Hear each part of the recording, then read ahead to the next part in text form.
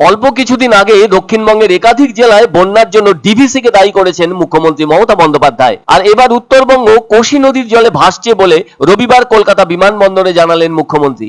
আর সেজন্য তিনি নেপালকে দোষী সাব্যস্ত করেছেন। এদিন উত্তরবঙ্গ সফরে যাওয়ার আগে মুখ্যমন্ত্রী দমদম বিমানবন্দরে সাংবাদিকদের মুখোমুখি হয়ে জানান, দক্ষিণবঙ্গের 7টি জেলায় ঘুরেছি যেখানে যেখানে বন্যা হয়েছে, আর ওই বন্যার জন্য দায়ী ডিভিসি, কেননা ডিভিসির জলেই ভেসেছে ওই 7টি জেলা। অন্যদিকে উত্তরবঙ্গের নেপাল থেকে কোশি নদীর জল ছেড়ে দিয়েছে। কালকে 5 লাখ কিউসেক টন জল ছাড়া হয়েছে, ফলে ওই জলটা আসছে বিহার হয়ে বাংলার গঙ্গায়। এর ফলে একদিকে সংকোচ নদীর জল কোচবিহার, জলপাইগুড়ি ও আলিপুরদুয়ারকে ভাসাচ্ছে, অন্যদিকে নেপাল যে জলটা ছেড়েছে সেটা কোশি নদীর জল, সেটা বিহার হয়ে ঢুকতে শুরু করেছে বলে দাবি মুখ্যমন্ত্রী মমতা বন্দ্যোপাধ্যায়ের। এর ফলে মালদা, মুর্শিদাবাদ, দক্ষিণ দিনাজপুরের ইটাহার থেকে শুরু করে কিছু জায়গা সহ দক্ষিণ দিনাজপুরের বিস্তীর্ণ অঞ্চল জুড়ে প্লাবনের আশঙ্কা আছে বলে জানান মুখ্যমন্ত্রী।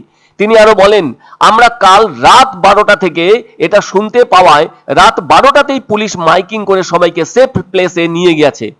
বিহারেও জলটা হবে বন্যার মতো পরিস্থিতি। তিনি বলেন, নেপালের জলে বিহারও ভাসবে, বাংলাও ভাসবে। ফারাক্কায় ড্রেজিং করে না আজ প্রায় 20 বছর হয়ে গেছে, ফলে জলটা যদি ফারাক্কা কিছুটা রাখতে পারতো তাহলে ভালো হতো, তবে ড্রেজিং করালে কিছুটা রাখতে পারতো।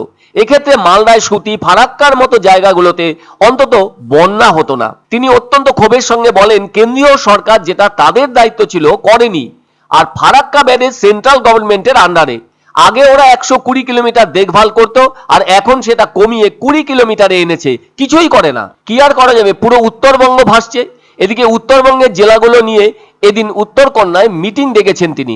যারা ফিজিক্যালি আসতে পারবেন আসবেন, যারা আসতে পারবেন না তারা ভার্চুয়ালি থাকবেন বলে জানান মুখ্যমন্ত্রী।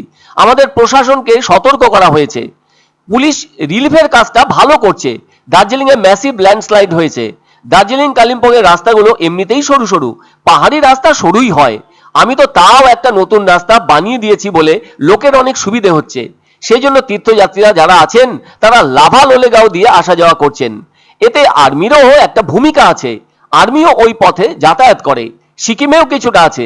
আজকের মিটিং এ দেখি তাদের কেউ থাকে কিনা, থাকলে ওদের সাথে আমরা কথা বলবো যাতে ধসটা তারা ইমিডিয়েটলি মেরামত করে। যেরকম আমাদের কাজে লাগে সেরকম সাধারণ মানুষেরও কাজে লাগবে, আর্মিরও কাজে লাগে দেশের কারণে। বাংলার বন্যার জন্য কেউ খবরও নেয়নি, আর কেউ 1 পয়সাও দেয়নি। বাংলাই একমাত্র বন্যার টাকা থেকে বঞ্চিত বলে জানালেন রাজ্যের মাননীয় মুখ্যমন্ত্রী মমতা বন্দ্যোপাধ্যায়। সে যাই হোক, মালদায় নদী তীরবর্তী অংশে ভাঙনের ফলে তলিয়ে গেছে বেশ কিছু ঘরবাড়ি। তিস্তা ব্যারেজ থেকে জল ছাড়ার ফলে জলপাইগুড়ি ও মালবাজারে প্লাবন পরিস্থিতির সৃষ্টি হয়েছে। সামগ্রিক ওই দুর্যোগ নিয়েই বৈঠক করতে এদিন উত্তরকন্যার উদ্দেশ্যে রওনা হলেন মুখ্যমন্ত্রী কলকাতা থেকে। অনেকটা সময় পরে অবশেষে উত্তরকন্যায় পৌঁছলেন রাজ্যের মাননীয় মুখ্যমন্ত্রী মমতা বন্দ্যোপাধ্যায় জেলাগুলোকে জেলাগুলোকে নিয়ে গুরুত্বপূর্ণ বৈঠকের জন্য। দক্ষিণবঙ্গ ডিভিসির জলে যেমন ভেসেছে, উত্তরবঙ্গে নেপাল থেকে কোশি নদীর জল ছেড়ে দিয়েছে কালকে 5 লাখ কিউসেক টন। একদিকে সংকোচ নদীর জল কুচবিহার, জলপাইগুড়ি, আলিপুরদুয়ার আক্রান্ত, আর অন্যদিকে নেপাল যে জলটা ছেড়েছে কোশি নদীর জলটা বিহার হয়ে ঢুকতে শুরু করেছে। আনন্দ সংবাদ, আনন্দ সংবাদ। 30 বছরের নির্ভরযোগ্য প্রতিষ্ঠান ইন্দ্রমণি রাইস মিল। আমাদের কয়েকটি জনপ্রিয় ব্র্যান্ড হলো তাজ, বরলি, খুশি ইত্যাদি। আমাদের factory outlet CG trading company, Dinbazar, axis ব্যাংকের পাশে, জলপাইগুড়ি।